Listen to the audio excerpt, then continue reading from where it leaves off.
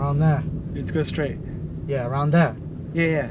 No, left, around left. Wait, I thought he was being sarcastic.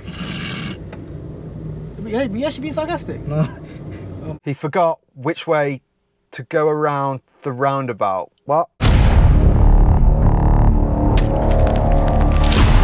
we're gonna have a look at Jrizzy Jeremy teaching his brother to drive, who's apparently test ready and he's going to show today a test result. Let's have a look. Empty. It's empty. Do you know why? Do you know why? I thought, yeah, as soon as we finished the driving lessons, we could get him booked in straight away. What planet has this guy been living on? If anyone else there doesn't know, you can't get a driving test. I don't know why ASA DVSA, there's not enough examiners and they're not paying them enough, but you can't get a driving test. I thought it was pretty common knowledge across the entire UK. You can't get a driving test. The only way you can get a driving test is like this. Step 1, go on the DVSA website, search every city for a driving test centre with any driving test available within the next 6 months. They won't show you anything after 6 months, so there's no point going that far ahead. If you can't find one in Manchester, search London. You can't find one in London, search Liverpool. Helpful hint, normally St Helens in Liverpool has them. Why? No idea, but they do. All you're interested for this is the reference number that you get when you book your driving test, because step 2 is to then download a cancellation app. There should be one on the screen right now. Otherwise, have a look in the description below. That's the one I use. Download the app, install it on your phone, pop the reference code in. It's really simple. It's step by step. It explains exactly what you need to do. Set the driving test centre for where you'd like to take your driving test. For me, for instance, I'd like a driving test in Stafford, so I'll put Stafford into the app. Set the dates that you'd like. Cancel the dates you don't want. For instance, I'm going on holiday next week, so I'm going to take those dates out. I'm going to untick them and then click auto book go. Then all you have to do is sit back and wait for it to book you a driving test. But you do have to be patient. What you don't want to do is bury your head in the sand and pretend that you didn't know there weren't driving tests available. But anyway, this guy's supposed to be driving test ready, so let's have a look at the video. Let's have a look at where he is. And we're just gonna have a review, see how driving test ready he actually is, see how the teaching is, because I'm guessing this guy's not a driving instructor, but we'll see. And see if there's anything he could improve on. Do you know how mad that is? He's gonna forget how to drive in that space, so what do I do? What do I do? Well, here's the good news, ladies and gents. You can't actually forget how to drive. The beauty of it is it's just like learning to walk, learning to swim, learning to ride a bike. Once you can do it for absolutely ever. So don't panic. You're not going to learn to drive and then suddenly forget. And if you don't believe me, ask anyone that went through that dreaded pandemic, had to leave the car on the driveway like me for 12 months and then get back in it after. And luckily, most of them are going to say, I can still drive. But at the same time, you know, can you go on holiday and come back after 2 weeks and think to yourself, crap, I need to get in the car and drive again. Do I still know how to drive? Yeah, everyone's going to think like that. You're always going to think like that. It's a mental battle, but do you ever actually forget? No. So don't panic. So the first question is this lad test ready? 6 months. Let's just go straight, please. No. He gets to this junction here though, and he completely forgets to check any mirrors at all, and he forgets to signal till the very last second, which is driving on your own by completely now. pointless action for anyone out there that's thinking about signalling, by the way. If you're not going to signal early and tell people what your plan of action is, there's no point signalling to show them what you're doing anyway, because they can see the car turning already. So this wouldn't have gone down well on the test. Probably got a driving fault for this one. Brother, there's a car coming, bro. There's a car coming. Dude, he just pulled out across that white car. That would be a driving test fail. That'd be a serious fault, easy peasy. And the driver in the white car would be absolutely furious. Should have just waited in the middle. This happens, it does happen. You know, we all make mistakes. No one's perfect. Let's have a look at what comes next. Can you take a left for me here, please? Why are you smiling? Huh? Okay, again, we've got no mirror check here before turning left. No central mirror, no left mirror, so we don't know if a bike's coming up the inside, and we don't know if there's a car or ambulance or anyone coming up behind us before we're turning. We did signal, which was at least decent, but we'd still get a driving fault on a driving test, so make sure you pop your left signal on. Good indications. Good. Look, okay, I'm impressed. I feel better. Yeah, I feel. What's he actually impressed with the guy for? He's just turned left. He's nearly gone on the wrong side of the road because he's too far from the curb. If this was on a driving test, it would be at least a driving fault, if not a serious fault, because if a van, lorry or anything else was coming the other way, he'd be too close to them or actually on the wrong side of the road. It's a really common mistake. It's a real easy fix. Carry on, turn left, go left again, do it again, and just keep doing it until the person gets nice and close to the curb. The reason being is when we start learning to drive, we start off thinking we're in the middle of the car. It's really hard to judge that side of the car, our distance to the curb. So it's a really common thing. It just needs practice, practice, practice to make perfect. That's it. But he does need a little bit more practice doing this before going for the driving test, because that won't go down well. Initiative but what to I will move to the say side. is he's very, very good at meeting impressive. traffic. Take a right from me. Winding through those roads with cars parked on either side is very, very difficult. And to have mastered that skill, that's prime time. Massive kudos there, well done. If I wanted to pull over on the left, somewhere safe.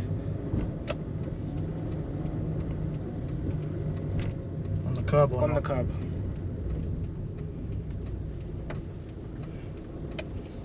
Can someone explain to me why he's gone on the curb?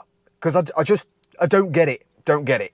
And yes, there's no problem with going on the curb normally. I understand people park on the curbs. You've got to park on the curb sometimes. But on your driving test, the examiner needs to see that you're not parking on the curb. So why is he teaching him to park on the curb? It needs to be parked next to the curb without hitting the curb. I just think it's confusing because he's showing him how to do it wrong. And anyone else watching that is also going to maybe think that's right. It's not right. You should be parking next to the curb, not on the curb on your driving test. And if you did mount the curb, the examiner's definitely going to give you a serious fault, so I really wouldn't advise it. Now, I do understand this road is particularly narrow, in which case, don't use it as an example to pull up on the left. And maybe there's signs here telling you that you should park on the curb, in which case the examiner wouldn't bring you down this road. Absolutely great blind spot checks though, can't fault that at all. Principle is all there, just don't park on the curb. Okay, so the main problem with this maneuver is he's rushing it. That's the be all and end all. He's getting himself muddled with the wheel. You don't need to rush it. The examiner's going to give you 5 minutes on your driving test at least to do this maneuver. You don't need that amount of time, but nor do you need to rush it either. So because he rushed it, there was no observations at all. He didn't look over his right shoulder at all. You might want to straighten the wheel, mate. You might want to stop. You might want to straighten the wheel, bro. Okay, okay, all right, fine. Okay. Which is fine there, we know it was nice and quiet, but the examiner's going to be pretending this is Aldi, Tesco, Morrison's car park, where there's people constantly who do not care and might possibly not be waiting for you. So they want to see all-round observations, and most importantly, when you're reversing backwards, they want to see you looking behind you, not staring in the mirror, because when you look behind you, you can see out of 1, 2, 3 windows. When you look behind you, you can just about see out of 1, and what are you looking ahead for anyway? There's nothing here when you're going backwards. He's also moving the car too fast. You need to be doing it at a walking pace, a snail pace, which is 1 mile per hour maximum. If it says 0 on the clock and you're still moving, that's also absolutely fine. If you're teaching someone to drive and you want to know exactly what you should be teaching them correctly, have a look at my online driving course. It's got everything in there. You only need to look at it once and then you're going to be able to teach it to someone else easy peasy. It's just about knowing what to teach and how to teach it. That's all. The other issue the poor guy had is he was getting lost with which way to turn the wheel. The easiest way to get around this is just to full lock the wheel one way. Full lock means turn the wheel until it won't turn anymore. Then from a full lock, it's 1.5 turns to straighten every car in the world. So do that, you will never get lost again. And there's nothing wrong with doing that on your driving test or anywhere else ever. The examiner wouldn't even blink twice, wouldn't say a word. He would just be impressed that you've actually sorted the car out. Go.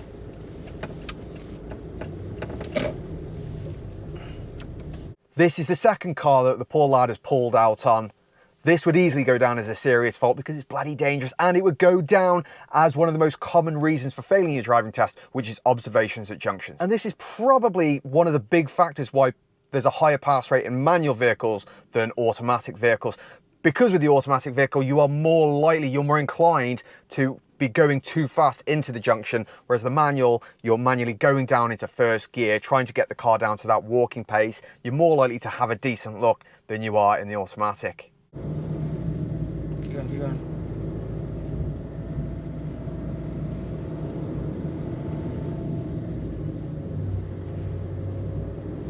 You can really see there's a bit of stress in the car now. Jeremy's getting a little bit stressed, which is probably putting a learner under a bit of stress as well, because this car's behind them who's clearly a little bit upset, got a little bit of road rage now. He's a bit aggravated. This is putting stress on the learner, stress on Jeremy, and it's not a good situation. It's really difficult to deal with this sort of anxiety. And it does happen, and sometimes, yeah, we make mistakes and it happens, and you've got to move on.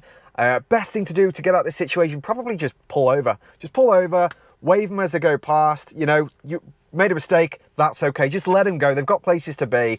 That's it, sorted. Stop, stop, stop. Reverse back. Really simple mistake, was going too fast into the space, needed to slow the car down and turn the wheel more. The problem is, the faster the car is, the harder it is to judge the steering.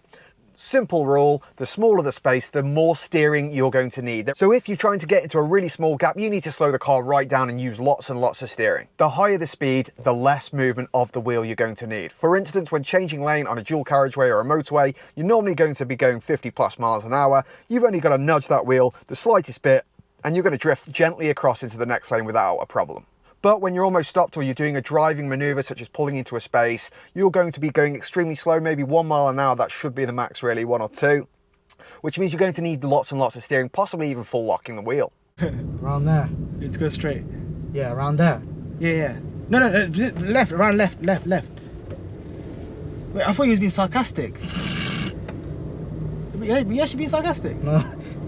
He forgot which way to go around the roundabout. Well, he is not test ready. If a learner is still not able to remember which way to go around a roundabout, they are not driving test ready. They need to practice more, which is perfectly normal, and I get plenty of students that have had this issue, but they are certainly not ready for their driving test, because you need to hit that stage 4 where everything is involuntary, where you're not having to think about it at all. If you haven't hit that stage 4, there are 4 stages to learning to drive. The first one is when you're making mistakes you don't know. The second one is you're making mistakes and you do know you're making them. The third one is you're no longer making the mistakes, but you're focused on not making them. And the fourth one, you're no longer making mistakes and you don't have to think about them. He shouldn't be having to think about which way to go around the roundabout. And he definitely shouldn't be having to ask about which way to go around the roundabout. Simple fix to that is just practice more. A huge part of learning to drive is just practice. You've got to know the skills. You've got to know the skills. And that's where my course comes in really useful, because it shows you all of the skills that you're going to need for your driving test.